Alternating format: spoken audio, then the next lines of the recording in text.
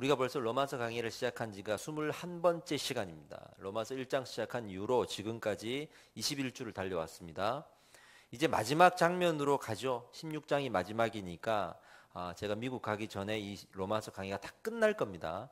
그리고 오늘 15장 22절로 33절까지의 내용을 보면서 이제 우리가 지금까지 쭉 달려왔듯이 믿음의 처음 그리고 그 믿음의 다음 그 모든 과정들을 다 살펴보면서 우리가 어디에 집중했습니까? 나라는 개인에게 집중했지 않습니까? 그리고 이제 15장을 넘어오면서 또 14장 말미부터 하나님이 드디어 다른 사람들을 보게 하시고 약한 자의 그 약점을 쥐게 하시는 드디어 다른 사람을 보게 하시는 하나님의 은혜를 나누게 하셨어요. 그리고 이제 오늘 15장 22절로 들어오면서 정말 믿음 안에서 너희에게 충만하게 하자라고 하면서 또한 우리에게 서로 짐을 지고 약점을 품는 그 다음을 또 얘기하십니다. 이 다음에 대해서 우리가 나누도록 하겠습니다.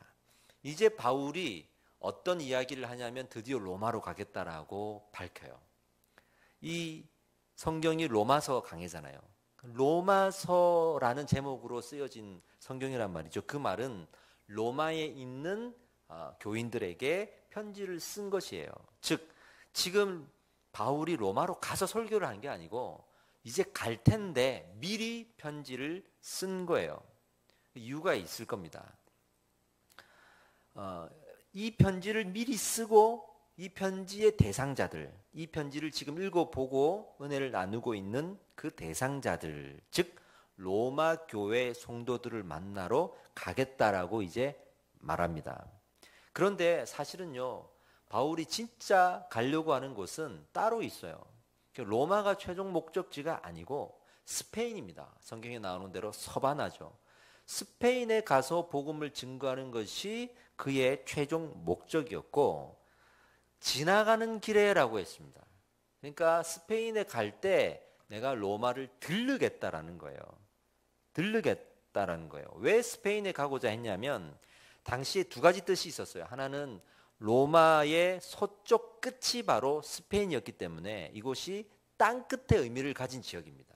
그래서 땅 끝까지 복음이 증거되게 하기 위해서 이 스페인으로 가고자 했다라는 그런 해석이 하나가 있고, 또 하나는 정말로 전도 여행을 동쪽은 다 끝냈거든요. 그러니까 이제 서쪽으로 여행을 하려고 하니 그 중에서 제일 먼저 그리고 급하게 가야 될 곳이 스페인이었다, 이렇게 해석하기도 합니다. 어떤 이유에서든지 로마에 갔다가 어쨌든 스페인에 가려고 했는데 실제로 바울이 스페인까지 갔는지는 알 수는 없습니다. 그런데 이 얘기를 왜 하냐 그러면 로마에 가는 이유가 여기에서 나오는 거예요. 로마를 들리려고 했던 이유가 그 성도들을 만나고 위로함과 동시에 스페인 선교를 위한 기지 역할을 로마에 두고자 했던 것입니다. 그래서 로마로 가고자 했던 거예요. 당장은 로마로 가지를 못합니다. 왜냐하면 예루살렘으로 갔다가 가야 되기 때문에 바로 로마로 못 가요. 그러니 로마 성도들은 지금 바울의 권면을 기다리고 있어요. 거기에서는 유대인 성도들과 로마인 성도들끼리 싸우고 있단 말이에요. 그러니 권면은 줘야 되는데, 그리고 지나가면서 들리겠다고는 해야 되는데 나는 당장 예루살렘에 가야 돼. 왜냐하면 마게도니아 지방과 아가야 지방에서 구제 헌금을 모아줬어요. 예루살렘에 사는 소외된 사람들을 돕기 위한 구제 헌금을 이만큼 모아줬다고. 이거를 빨리 예루살렘에 가서 전달을 하고 그 다음에 로마로 갔다가 스페인으로 가야 되거든요. 그러니 그 사이에 편지를 먼저 쓴 거예요. 로마 교인들에게. 그게 로마서입니다. 그리고 그 편지를 써서 로마에 전달을 했던 거죠. 바울이 왜 로마와 스페인까지 가려고 했느냐, 영적인 이유를 한번 살펴보겠습니다. 그 이유는 복음의 전진이었겠죠. 물론 더 정확한, 더 구체적인 이유는 하나님이 왜 바울을 세우셨을까요? 그렇게 다메섹 도상에서 환상을 보게 하시고 빛을 보게 하시고 왜 선택을 하셨을까요? 많은 사람들이 유대인에게 복음을 증거하게 하려고라고 말합니다. 그렇죠? 그는 유대인 중에 유대인이었잖아요. 정말 엘리트 코스를 밟은 유대인이었잖아요. 그래서 이런 사람이 변하면 다른 유대인들에게 복음을 증거하기가 편해지겠죠. 지금도 저 중국에 복음을 증거하러 간 선교사님들이 제일 기도하는 거는 거기에 있는 공안들이 믿는 거예요. 공안 중에 제일 높은 사람이 믿기 시작하면 이제 복음 활동이 너무 쉬워지고 길이 열리고 그러잖아요. 그게 가장 큰 기도 제목이에요. 그리고 실제로 그런 분들에 의해서 도움을 받는 경우들도 많습니다. 제가 알기로는 그분 사모님들이 또 그렇게 예수를 먼저 믿는 경우들이 많아요. 그래서 그게 복음의 활로가 될 때가 현장에서는 많습니다. 그러니 하나님 입장에서는 바울 같은 사람이 기독교를 핍박도 하고 유대인의 대표격이기도 한 사람이 변해버리면 복음의 활로가 열릴 거 아니에요. 그러니 이 바울은 상징적인 인물이에요. 유대인 선교의 상징적인 인물. 근데 또 한편으로는 바울이 실제로 전도하러 다닌 지역을 보면 다 이방인 전도였단 말이죠. 좀 헷갈리는 거예요. 유대인들 전도하라고 변화시킨 것 같은데 본인은 정작 이방인들 전도하고 있으니까. 근데 이러한 바울의 그 행로에 대해서 아주 중요한 의미를 우리가 찾을 수 있어야 합니다. 무엇이냐면 결국에는 바울을 통해서 하나님은 유대인에게 복음을 선포하게 하셨어요. 이방인 전도한 거는 마치 이 궁사가 활을 쏘는데 이 활실을 당기는 과정이에요. 그렇게 이방인 선교를 먼저 해서 활실을 당겨서 이 힘을 받아서 어디로 향하려고? 로마와 스페인으로 향해서 실제적인 유대인의 본거지에 복음을 증거하게 하려고 하는 하나님의 놀라운 계획이 거기에 있었습니다. 그래서 자꾸 로마, 스페인 이 과정들이 우리에게는 남다른 의미가 있는 거예요. 그가 동쪽 지역을 전도하면서 유대인들에게는 돌팔매를 맞고 태장을 맞고 그랬고 이방인들에게는 복음을 증거했고 그러다가 그 말미에 이제 로마로 가고자 하는데 이방인 선교를 했기 때문에 로마로 갈 수가 있었고 이방인 선교를 했기 때문에 로마 가서 황제에게도 복음을 전가할 수 있는 기회가 나중에 오는 거예요. 물론 체포된 신분이었겠지만 그렇게 해서라도 그렇게 해서라도 바울은 복음을 유대인들에게 증거하고자 했던 거예요. 유대인들에게 복음을 증거하고자 하면서 누구를 찾아갔습니까? 로마, 그리고 로마 황제까지 찾아간 거예요. 그들은 유대인은 아니지만 유대인들을 속박하고 지배하고 있는 사람들이잖아요. 그러니까 하나님의 계획은 참 클 수밖에 없어요. 우리는 그런 걸 보면서 유대인인데 유대인 전도하라고 그랬더니 왜 이방인 전도하고 있냐 이렇게밖에 생각을 못할 수 있지만 하나님은 활시위를 당겨서 로마 황제 앞에 바울을 탁 데려다 놓으시는 거예요. 이러한 일들이 하나님의 계획입니다. 아멘. 정말 하나님의 계획은 위대하여서 우리가 한치 앞을 예상할 수가 없을 때가 많습니다. 그런데 그런 과정을 거쳐서 결국에는 바울이 어떤 복음을 증거했습니까? 어떤 복음을 증거했습니까? 그 복음이 바로 구원은 믿음으로 얻는다. 이거였어요. 이거였습니다. 이것 때문에 유대인들에게 거절당하고 핍박을 당하고 어려움을 당했던 겁니다. 왜냐하면 그 유대인들은요, 지금까지 어떤 신앙을 가지고 있었다고 했죠? 할례와 율법 안에서 자기들만 구원을 받는다고 생각을 했어요. 그런데 이방인들도 평등하게 구원을 받고 저 로마 사람들도 평등하게 구원을 받는다는 것 자체가 받아들일 수 없는 그들에게는 또 하나의 분노의 이야기였단 말이죠. 어떻게 생각해 보면 평등하게 구원을 받는다는 것은 유대인도 구원을 받는다는 거잖아요. 그러니까 많은 사람이 구원을 받는다는 것이니 어떤 사람들은 그거 참 좋은 거 아니야? 이렇게 생각하지만 유대인의 입장에서는 뭔가 손해보는 거예요. 우리만 구원을 받아야 되는데 차별을 두고자 했는데 그 차별이 없어짐으로써 그들은 분노하기 시작한 겁니다. 여러분, 뒤에서 뛰다가 선두와 평등하게 뛰면 그때는 몰라요. 그때는 마냥 좋아요. 근데 선두로 뛰다가 뒤에 있는 사람과 평등해지면 기분이 나쁜 거예요. 그냥 1등도 없고 꼴찌도 없고 다 평등해지는 건데도 불구하고 기분이 나쁜 거예요. 이게 우리의 인간의 악한 습성이에요. 기독교는요, 그렇게 평등하게 믿음을 얻는 겁니다. 거기에 어떠한 차별도 있지 않은 채 오직 믿음으로 구원을 얻는 겁니다. 그런데 세상 이치는 입장에 따라 다르잖아요. 앞서가는 사람은 차별하기를 좋아합니다. 왜냐하면 자기가 차별을 하는 입장이기 때문에. 근데 뒤에 가는 사람은 평등한 것을 좋아합니다. 왜? 자기가 차별을 당하는 입장이기 때문에. 그래서 앞서가는 사람과 뒤에 가는 사람과 가진 사람과 가지지 않는 사람과의 입장의 차이가 있어서 평등한 것이 마냥 다 좋은 게 아니더라는 거예요. 그러니 유대인들의 입장에서는 평등이 싫고 이방인들과 로마인들의 입장에서는 평등이 좋은 거예요.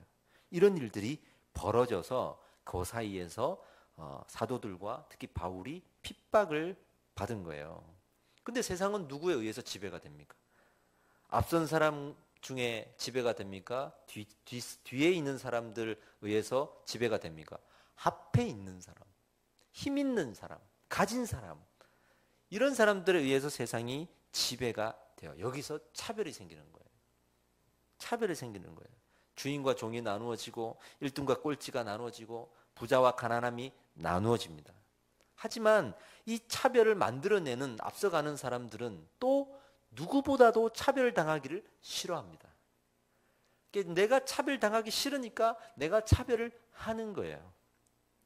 참 재밌는 거죠, 이게. 그래서 힘 있는 사람들일수록 조금만 무시당해도 더 분노합니다. 그게 너무 싫거든요. 내가 차별을 엄청 하고 갑질을 하고 사는 사람일수록 내가 어디서 그런 일을 당하면 견딜 수가 없는 거예요. 그래서 내가 100명, 500명, 1000명의 어떤 직원을 거느리고 어떤 서번트를 거느리면서 그냥 그 사람들에게 핍박하고 갑질을 하다가도 어디 백화점이나 가가지고 옷을 사다가 조금 무시당하면 그걸 견디질 못하는 거예요. 이게 앞서가는 사람들이 생각하는 세상의 이치예요. 그게 바로 이 로마서에서 발견이 되는 거예요. 이 유대인들의 습성이 그랬단 말이죠. 더 가지고 더 앞서 있는 사람으로서 이 구원이 평등하다고 하는 말 한마디에 그들은 분노했습니다. 분노했습니다. 그래서 세상은 힘을 가지려고 하는 거예요. 그래서 힘을 가지려고 하는 거예요. 사실은 이런 변명도 있습니다. 내가 차별 안 해도 누군가는 한다. 세상이 그렇다. 나 하나 차별 안 한다고 해서 다른 사람이 알아주냐. 그러니까 차라리 내가 힘을 길러서 차별을 당하는 입장이 아니라 차별을 하는 입장이 될 거다. 이렇게 생각하고 우리 젊은 사람들이 차별을 하는 입장에 서려고 열심히 살아가요. 그 누가 그럼 저 차별 당할래요 그러면서 살아가겠습니까? 다들 기본적인 베이스는 다 깔려 있어요. 이왕 살아가는 거 뭐 평등 좋지만 그래도 내가 차별하는 쪽에 있어가지고 조금 내가 정직하게 살면 되니까 그러면서 힘을 가지려고 살아가지 않습니까? 누구보다도 본인은 차별당하기 싫은 습성을 가지고서 말이죠. 제가 어느 경기도 지역에서 전도사로 사역을 할 때 제가 이걸 간증으로 많이 하는데 거기에 있는 교회 학교 아이들 특히 중고등부를 제가 맡았는데 거기 중학교의 일진들이 아주 득세했던 지역이에요. 그 당시에 놀라운 일들이 많았습니다. 매번 사건 사고가 많았습니다. 그런데 일진들을 그때 제가 많이 봤죠. 아주 제 인생에 그렇게 많이 본 적도 없어요. 뭐 꾸벅꾸벅 90도로 절을 하기도 하고요. 아이들이 교회 안에서도 절을 했으니까. 근데 이 아이들이 지나가면 그 시내에서도 꾸벅꾸벅 절을 해요. 같은 학교 아이들이. 그리고 저한테 이 아이들은 당당하게 얘기하죠. 그때는 제가 전도사였으니까 전도사님 우리 착해요. 우리한테 인사만 잘해도 학교 생활이 보장됩니다. 이렇게 뭔가 베풀듯이 이야기하더라고. 근데 인사를 못하면 마음에 안 들면 찍히면 큰일 나는 거예요. 근데 이 아이들이 이렇게 뭉쳐다녀. 항상 뭉쳐다녀. 왜 그런가? 저는 거기서 뭔가를 봤어요. 뭐를 봤냐면 그 친구들이야말로 누구보다도 차별당하기를 싫어해요. 혼자 있기 싫어하고 소외당하기 싫어하고 약한 것 싫어하고 죽음에 대한 두려움이 있어요.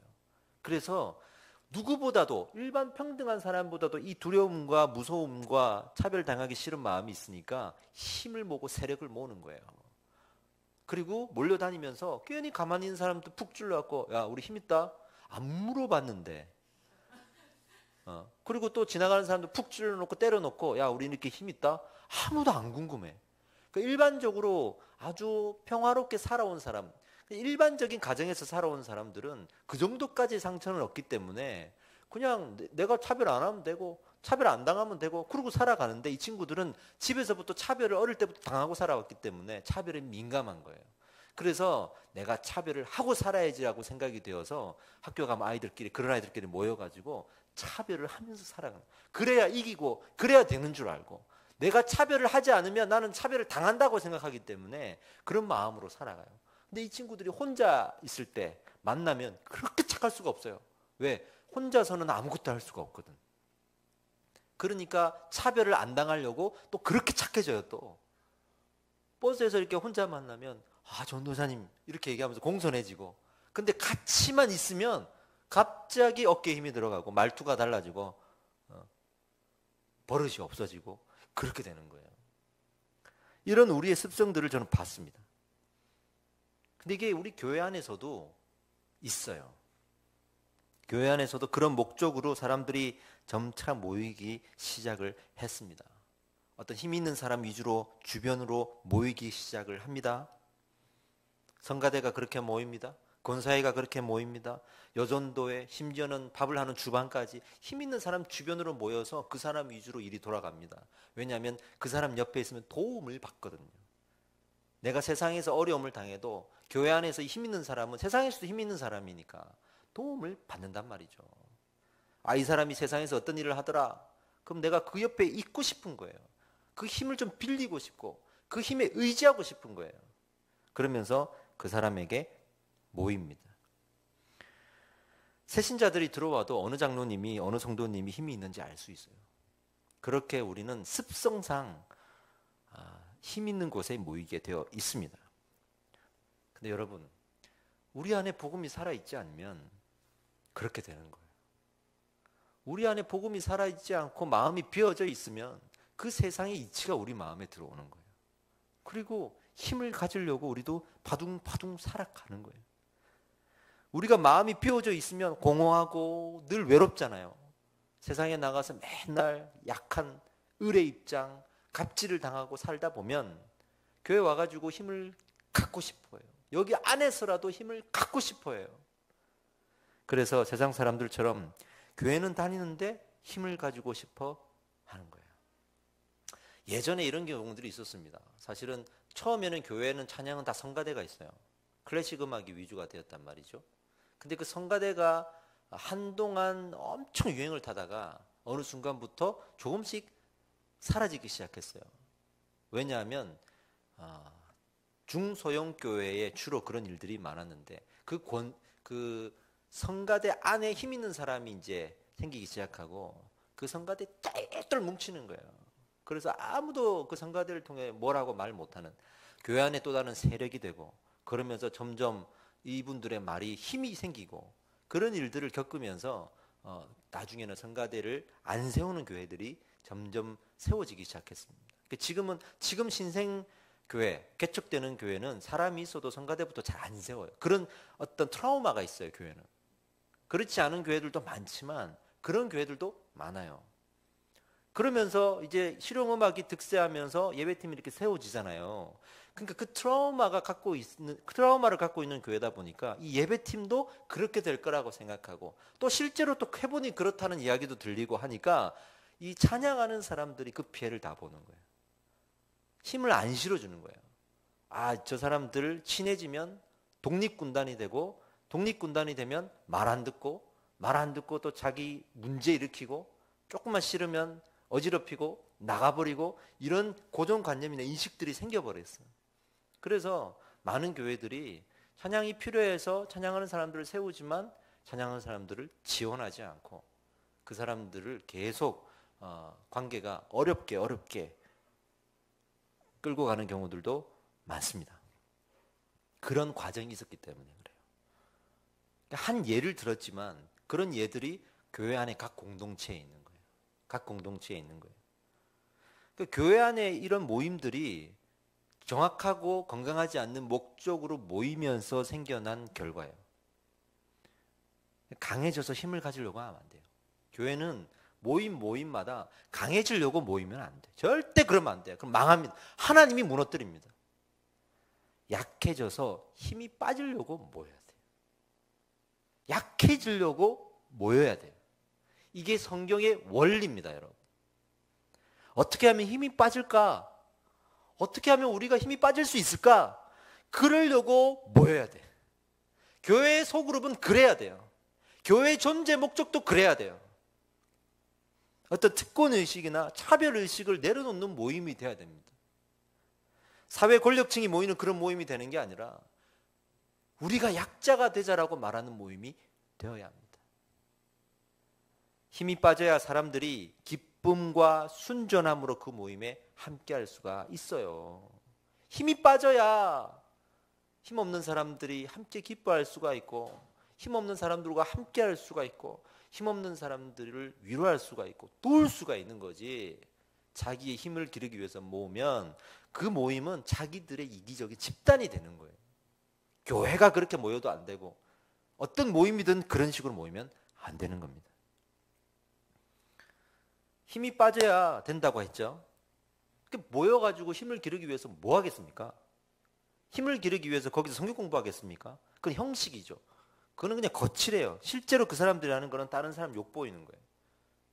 누가 이렇고 누가 저렇고 그러면서 왜? 그러면서 자기들의 세력이 모아지는 거예요. 우리 보통 수다 떨 때 그러잖아요. 이 사람들끼리 모여가지고 막 이 사람 욕하면서 자기들이 하나가 되고 자기들이 세력을 모으고 힘을 가지게 되는 거예요. 우리한테 잘못 보이면 안 되는 거예요. 지금 여기 김포에 뭐 맘카페가 문제가 되고 어린이집 교사가 자살을 하고 이런 문제들 들려오잖아요. 그런 어떤 원리가 분석하고 분석해 보면 결국에는 그런 집단 이기주의가 있는 거예요. 누군가가 모여가지고 누군가를 도우려고 하면 힘을 뺄 수밖에 없습니다. 누군가를 돕고 섬기려고 그 모임을 가져야 됩니다. 어떻게 하면 우리가 힘이 빠져서 다른 사람들을 도와줄 수 있을까? 이 생각을 해야 됩니다. 자, 초대교회를 한번 살펴봅시다. 여러분, 뭐 이렇게 대형교회 우리가 많이 욕하는데 잘 생각해 보세요. 초대교회가 규모가 어땠을까요? 우리는 뭐 교회가 커지면 그럴 수 없어 라고 말을 쉽게 하고 또 교회가 커졌으니 저렇다라고 말할 수 있는데 그러면서도 우리는 초대교회로 돌아가야 한다고 말하잖아요. 우리의 고정관념 속에 초대교회는 작은 교회로 알고 있어요. 근데 이 초대교회의 당시 교인 수가 성경에 보니까 3,000명이 넘었어요. 대형교회입니다. 그 당시에 3,000명이면 대형교회입니다. 이 대형교회가 어떻게 모이는지 한번 보자고요. 사도행전 2장 42절에 제가 읽어드릴게요. 그들이 사도의 가르침을 받아 서로 교제하고 떡을 떼며 오로지 기도하기에 힘쓰니라. 아멘. 사도의 가르침을 받아서 모였어요. 이 가르침은 뭐겠습니까? 성경의 가르침을 말하는 거예요. 사도에게, 즉 목회자에게 성경의 가르침을 받으면서 모였다. 이게 첫 번째예요. 두 번째가 뭐냐면 서로 교제하며 떡을 떼면서도 무엇했다? 기도했다. 근데 우리는 뭘 하죠? 떡을 떼며 먹기만 하잖아요. 근데 떡을 떼면서 뭘 했다고요? 기도했다. 근데 기도하는데 어떻게 했다? 기도하기에 힘썼다라고 되어 있습니다. 이거는 비교법인데요. 무엇보다 무엇에 더 힘썼다라는 식의 표현입니다. 즉 떡을 떼며 먹었지만 그것보다 기도하기에 더 힘썼다. 할렐루야. 이 비교법입니다. 우리의 모임들이 그런 모임이어야 한다는 거예요. 우리가 목회자의 말씀의 가르침을 받고 있습니까? 그리고 그 가르침에 의해서 모이고 있습니까? 그리고 모여가지고 무엇에 힘쓰고 있습니까? 이것을 우리가 살펴봐야 되는 거예요. 43절에 보니까 사람마다 두려워하는데 사도들로 말미암아 기사와 표적이 많이 나타났니. 중요한 것은 두려워하는데 기사와 표적이 일어나요. 성령의 역사가 일어난단 말이죠. 많은 간증거리가 교회에 있어요. 그러나 그 가운데서 두려워했다. 이 두려움은 분별의 두려움입니다. 하나님의 말씀에 비춰보고자 사도들의 가르침에 비춰보고자 노력했다라는 그 마음을 두려워했다. 여기서의 두려움은 노력의 극치를 얘기하는 거예요. 아주 극단적인 치우침을 이야기하는 거예요. 그만큼 노력했다. 우리가 어떤 현상이 벌어졌을 때 마냥 좋아하고 마냥 슬퍼하고 그러나 사도들의 가르침을 받은 사람들은 그래서 기도에 힘쓰는 사람들은 어떤 현상이 있을 때 어떻게 하겠습니까? 그 말씀에 비추어 보고 또 그걸 가지고 기도해 보겠죠. 그러면서 이 모임이 건강해지는 거예요. 우리의 힘은 빠지고 그리스도가 살아가는 성령의 은혜가 그 안에 풍성해지는 그런 모임이 되는 거예요. 44절 45절에 믿는 사람이 다 함께 있어 모든 물건을 서로 통용하고 또 재산과 소유를 팔아 각 사람의 필요를 따라 나눠주며, 서로 사랑하고 구제했다는 뜻이거든요. 얼마만큼? 자기 소유를 팔기까지 했다. 그러니까 구제는 먼데 있지 않아요. 우리 주변에 가까운 사람들이 힘든 것을 먼저 살피는 게 구제지, 우리 가족 놔두고 다른 사람 돕는다고 그게 구제가 아니에요. 우리 주변에 내가 내 소유를 팔아서라도 뭔가 하나를 챙겨줄 수 있다. 얼마나 귀한 마음입니까? 근데 여기서 소유를 팔아는 어떤 의미가 있냐면 쓰던 걸 주지 않았다는 거예요. 자기 걸 팔아서 필요한 대로 줬다는 거예요. 그때의 필요는 뭐냐 그러면 당시에는 현금이죠. 팔아서 현금을 만든 거예요. 왜냐하면 물물교환하면 되는데 팔아서 현금을 만들었다. 왜? 세금을 내야 되니까. 그들의 가장 필요는 그 고액의 세금을 감당하는 게 가정의 첫 번째 일이었거든요. 그러니 물건으로 해결될 게 아니라 돈이 있어야, 현금이 있어야 되잖아요. 그러니까 자기의 물건들을 팔아서 돈으로 만들어서 그 필요를 채워줘. 세금을 못 내는 사람의 세금을 내어주고, 그런 일들을 그 초대교회에서는 그 3,000명이나 되는 대형교회가 그런 일들을 모임 때마다 했다라는 거예요. 예. 예전에 제가 섬기던 그 사역단체 그 찬양팀에서도 이 디렉터 한 분이 아주 유명한 뮤지션이에요. 근데 이 뮤지션이 아주 자존심이 있어서 아무 때나 돈 준다고 안 가는 거죠. 딱 마음이 있는 곳에만 가니까 돈이 안 벌리는 거예요. 웬만큼은 다 들어와도 후배들 시켜버리고 후배들 돈 보내버리고 자기는 다 마음이 가는 것만 하는 거야. 그러니까 돈이 없잖아요. 그러니까 의료보험을 몇 년치나 미뤘더라고. 병원을 못 가. 그걸 보는데 얼마나 마음이 아파요. 얼마나 마음이 아파요. 그래서 건의를 했죠. 좀 도와주자. 저 의료보험이라도 좀 내주자.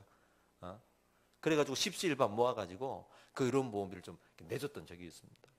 그랬더니 뭐 자기가 마음만 먹으면 어디 가가지고 또 벌면 돼요. 자기는 이제 뮤지션의 어떤 자기의 어떤 철학을 지키려고 그렇게 사는 거라고 하면서 막 거부를 하더라고. 근데 우리가 어쨌든 내줬어요. 근데 나중에 그런 말을 하더라고. 근데 이런 방법이 너무 감사하다. 너무 감사하다. 실제로 그렇게 모임들이 모여질 때 거기에 힘써야 됩니다. 사도들의 가르침을 받고 기도하기에 힘쓰고, 그리고 그 모임 중에 혹시 연약한 자가 있을까 약점을 붙들어주고, 필요한 것들이 있는지 세금을 못 내는지 살펴보고 그런 것도 좀 모아주고, 이런 구제의 역할까지도 감당할 수 있다. 이거는 분명히 자기 힘을 빼는 거잖아요. 자기 힘을 빼지 않고는 할 수가 없는 일이에요. 힘을 모으려고 모이는 모임에서는 있을 수가 없는 일이에요. 자기랑 안 맞고 급이 안 맞고 레벨이 안 맞고 스타일이 안 맞고 이런 거 따지겠죠. 그러나 이런 모임은 자기를 내어줄 수밖에 없습니다. 46절에 날마다 마음을 같이하여 성전에 모이기를 힘쓰고 집에서 떡을 떼며 기쁨과 순전한 마음으로 음식을 먹고 그랬죠. 힘을 기르려고 하고 이기적인 마음으로 누군가를 비난하고 비판하고 하는데 이렇게 순전한 마음, 기쁨의 마음으로 음식을 먹을 수가 있겠습니까? 아니잖아요.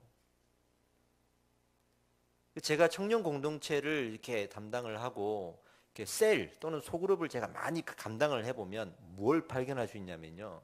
처음에는 이 리더들이 모여가지고 세운 사람들이 모여가지고 뭘 하려고 그러냐면 교제를 나누려고 그래요. 친해지려고 그래요. 놀라 그래. 그래서 사실은 필요하잖아요. 교회는 코이노니아가 필요하거든요. 교제가. 이거 모여가지고 떡볶이 먹고 치킨 먹고 막 인간적으로 이렇게 모인다고. 처음에는 의자해. 근데 그런 모임은 반드시 힘을 기르는 모임이 돼요. 결국에는. 그러다가 어느 순간에 피드백이 들어와.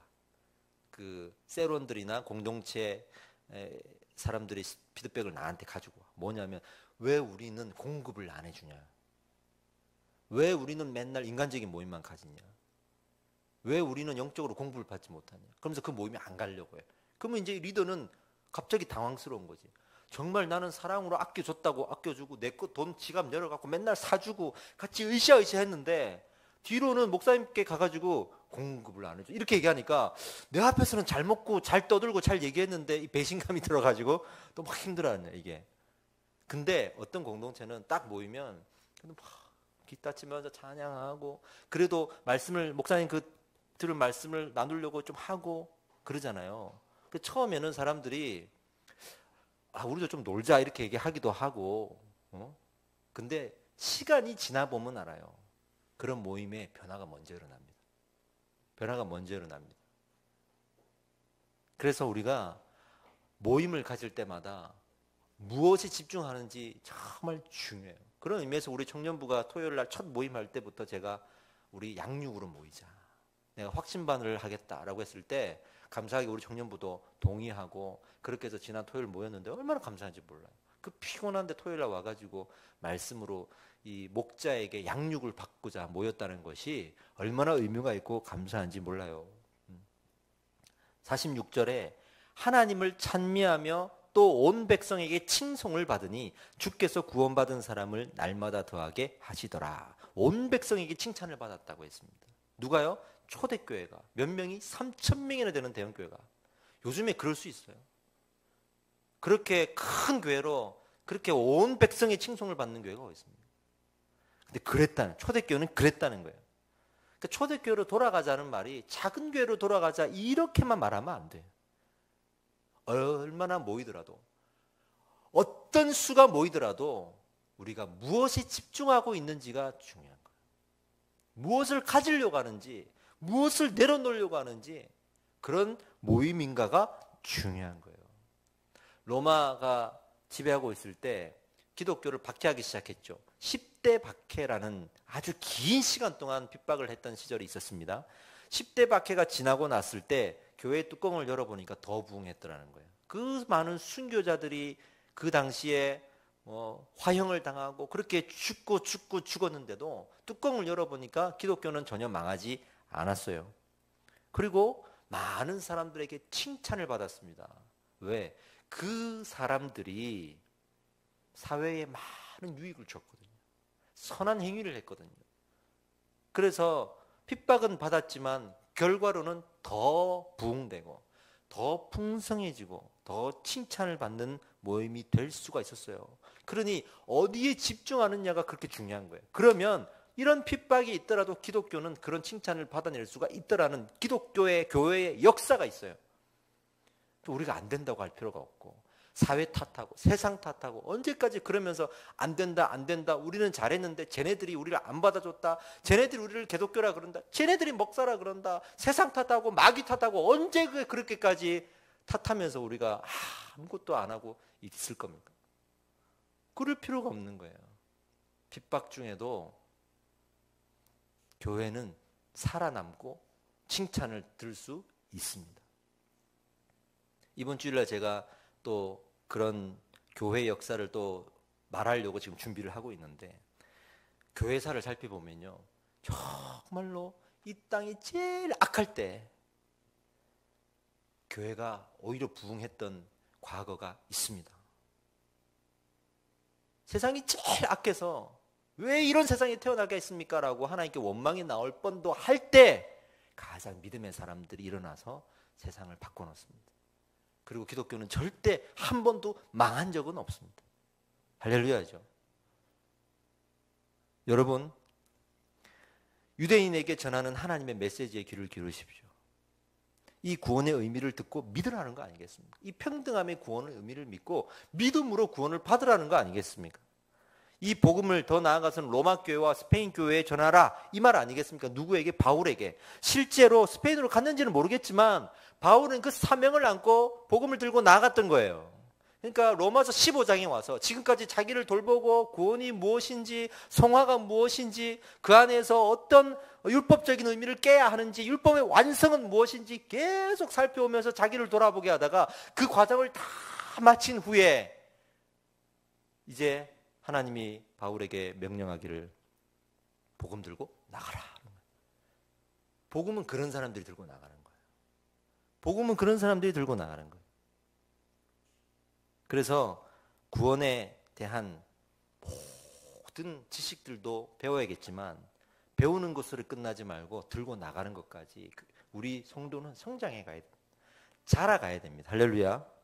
지금까지 로마서를 강의하면서 그 핵심을 정리해 보면 이거예요. 딱 세 가지. 구원에 대한 특권 의식을 내려놓고 자신을 다시 살펴라. 또 하나, 죄에 대한 특혜 의식을 내려놓고 자신을 먼저 살펴라. 또 하나, 믿음에 대한 공로 의식을 내려놓고 약한 자의 약점을 품어라. 그렇게 정리할 수가 있었어요. 그런 사람들이 모인다고 생각해 보세요. 그런 사람들이 모인다고 생각해 보세요. 무엇에 집중하겠습니까?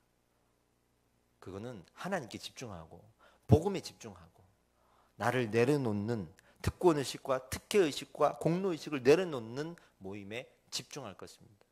정말 우리는 조금만 힘을 가지게 되어도 정말로 사람이 변해요. 조금만 교회에서 힘을 얻고 인정을 받아도 교만해지고. 참 희한한 건 저도 그런 걸 많이 느꼈어요. 나는 달라지지 않았다고 생각하는데 주변은 달라졌다고 나한테 말을 하더라고. 이게 무슨 말이겠습니까? 그만큼 사람들은 민감해요. 사회도 민감하고. 그러니 나는 아닌데요 라고 살아가는 건 정말 어리석은 겁니다. 주변을 살펴볼 수 있어야 돼. 그러니 나는 얼마나 내려놔야겠어요.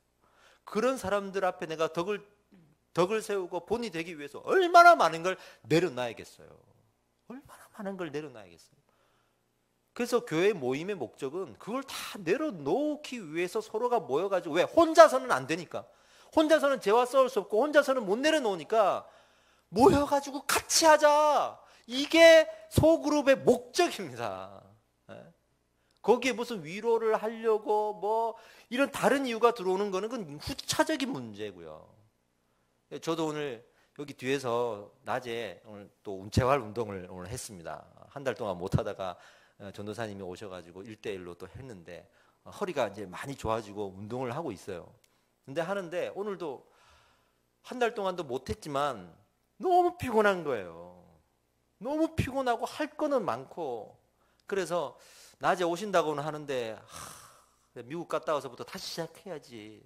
나 진짜 너무 피곤해하고 오늘 못할 것 같고 다음 주도 못할 것 같고 그 다음 주 미국 가니까 또 못하고, 그러니까 이러고 있는데 제 마음에 그렇게 도움을 받지 않으면 나 혼자서는 할 수 없겠다라는 생각이 들더라고요. 전도사님한테 오시라 그랬어요. 그래서 와가지고 같이 하는데 체력이 안 받쳐주니까 너무 힘든 거예요. 억지로 하는데 이 전도사님이 그래도 하셔야 된다고. 그러려고 내가 온 거 아니냐고. 하셔야 된다고. 그래서 막 시키는 거야. 아, 나 이제 그만하고 싶어요. 나 이제 도저히 못하겠어요. 아니, 하셔야 된다고. 한 달 쉬었으니까 하셔야 된다고. 그리고 다 끝내놓고 땀을 흘리면서 드는 생각이, 아, 전도사님이 있었으면 내가 했지. 나 혼자서는 못했어. 나 집에 있었으면 그냥 안 하고 말았지. 이렇게 못한다고. 근데 끌어주니까 한 거예요. 끌어주니까. 우리의 모임들이 그러려고 모이는 거예요. 만나면 서로 내가 내려놓지 못했다, 내가 죄와 싸우지 못했다 그러면 같이 싸우자 하고 같이 내려놓자 그러고, 그러니 이 사람 보면서 나는 이만큼 내려놓은 거 가지고 막 회개하고 있으니 저 사람 쪽으로 좀 내려놓자 그러면서 믿음의 본을 삼고 또 내려놓으려고 하고, 그래야지 모임이 힘을 가지려고 하는 순간 그 모임은 변질됩니다. 그 모임은 반드시 사람을 잃는 모임이 됩니다. 숫자만 늘려보면 뭐합니까? 하나님이 원하시는 모임이 아니고 성령이 임재하는 모임이 아니라면 무슨 소용이 있겠습니까? 여러분, 우리는 힘을 빼기 위해서 모였습니다. 이 교회는 세상에 힘을 가지려고 모인 교회가 아닙니다. 그래서 세상에 힘을 가지려고 어떻게 하면 될까 고민하면서, 어떻게 하면 우리가 돈을 많이 벌 수 있을까? 어떻게 하면 돈을 많이 저금을 해놓을 수 있을까? 돈을 모아가지고 우리가 부자가 될 수 있을까? 어디 가서 투기를 해서라도 돈을 좀 모아야 될 텐데, 세상에 힘 있는 사람들이 와가지고 좀 이렇게 우리를 도와줘야 될 텐데, 그런 거 고민하면서 우리가 뭐 있겠냐고요. 아니잖아요. 아니면 여러분들의 소그룹 모임에서도 그러면 안 되는 거예요. 정말 모일 때마다 덕을 세우고 기도하기에 힘쓰시기 바랍니다. 아직 우리가 소그룹이 시작되지 않았지만 내년에 이제 시작될 거예요. 그러면 여러분, 기다렸다는 듯이 먼저 내려놓고 서로 내려놓고 그렇게 약해지려고 노력하는 모임으로 그 모임이 풍성해질 줄 믿습니다. 할렐루야. 로마서는 로마로 끝나지 않았습니다. 더 멀고 넓은 곳으로 복음이 전진됨으로 로마서는 마무리가 될 것입니다. 우리가 이 복음의 전진으로 나아가는 신앙을 가져야겠습니다. 하나님은 그 복음의 전진을 이렇게 정해야 합니다. 우리가 낮아지고 우리가 약해지고 우리가 내려놓아 줘야 하나님이 우리를 통해서 복음을 전진시키는 거예요. 우리의 교만이야말로 하나님의 복음의 전진을 막는 도구가 되는 겁니다. 그러한 일들을 우리는 수많은 교회의 타락과 죄악 속에서 이미 눈으로 확인하고 있지 않습니까? 여러분, 우리는 힘을 가지려고 모이는 모임이 아닙니다. 우리 교회가 얼마나 유명하고 우리 교회가 얼마나 크고 힘이 있고 돈이 많고 얼마나 대단한 사람들이 오고 이런 거 가지고 세상에 나가서 자랑하려고 모이는 교회가 아닙니다. 우리는 힘없는 교회가 되기를 원합니다. 힘이 빠지려고 모이는 교회가 되기를 바랍니다. 그러기 위해서 예배하고 그러게 해달라고 기도하고, 그래서 여기에 오는 사람들이 그 내려놓음에 자기도 내려놓고자 무릎을 같이 꿇을 수 있기를 바랍니다. 로마서 15장을 마무리하면서 이 마음을 가지고 우리가 결단하면서 기도하겠습니다. 이 시간 기도하기를 원하는데, 하나님, 오늘 우리 마음에 주신 이 마음, 정말 내려놓고 힘을 빼고자 하는 그 마음들, 하나님께서 이 마음들의 은혜를 더하여 주시옵소서. 나 혼자는 할 수 없습니다. 우리가 같이 내려놓으려고, 같이 힘을 빼려고 모였습니다. 하나님, 힘을 얻는 것보다 더 어려운 게 힘을 빼는 겁니다.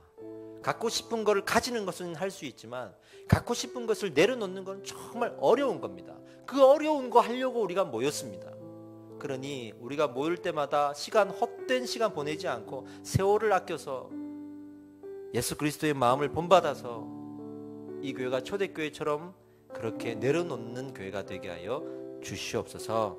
하나님, 우리의 마음에 그런 마음들이 넘쳐날 줄 믿습니다.